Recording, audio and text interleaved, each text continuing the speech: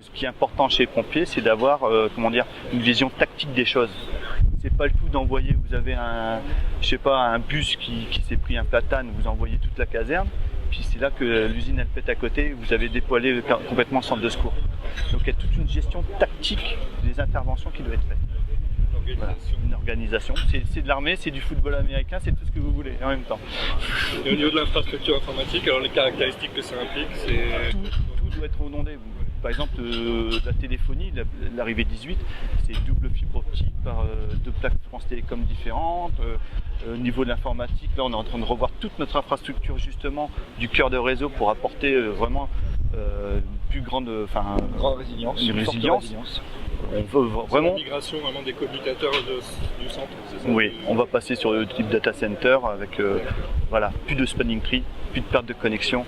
On veut vraiment virtualiser ce cœur de réseau pour qu'il soit vu comme un seul unique élément.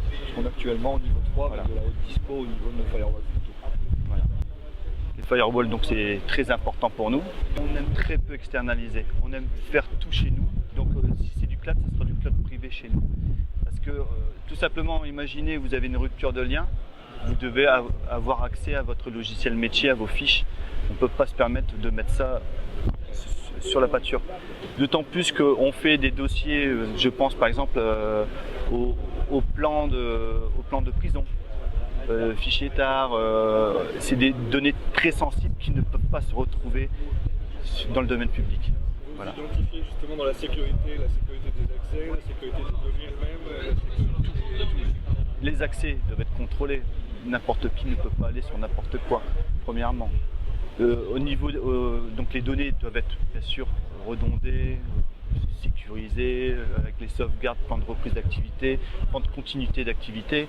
Les aspects conformité à la loi sont importants aussi. C'est très important. Là, je suis justement en recherche d'une solution de cryptage des fichiers pour mettre ça dans notre GED. Et j'espère trouver d'ailleurs ici quelques solutions. Vos projets, alors qu'est-ce qui fait que ça fonctionne bien? Quels sont les facteurs de succès? Qu'est-ce qu'il faut réunir en fait comme déjà, être accompagné vraiment par des experts, des sociétés comme Dell par exemple, qui nous accompagnent sur la sécurité firewall, c'est primordial. Nous, l'informatique, nous ne sommes que 18 pour s'occuper d'un parc qui est quand même sur tout le département assez vaste. On ne peut pas être bon sur tous les domaines. Donc on s'attache de travailler avec vraiment des personnes compétentes, dont Dell. On voit que les inquiétudes sont les mêmes pour tous les DSI, les RSSI. Ça, c'est une constante.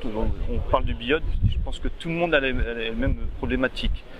Maintenant, le fait d'avoir ce type de réunion permet de pouvoir échanger et d'avoir une autre vision des choses.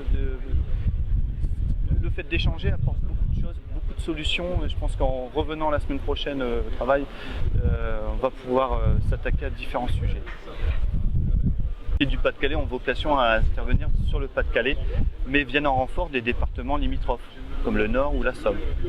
Mais voilà, on a par contre chaque SDIC est indépendant actuellement et voilà, on n'a pas vocation. On échange avec d'autres forces de sécurité peut-être? Oui, par contre, on travaille beaucoup avec la gendarmerie, la police.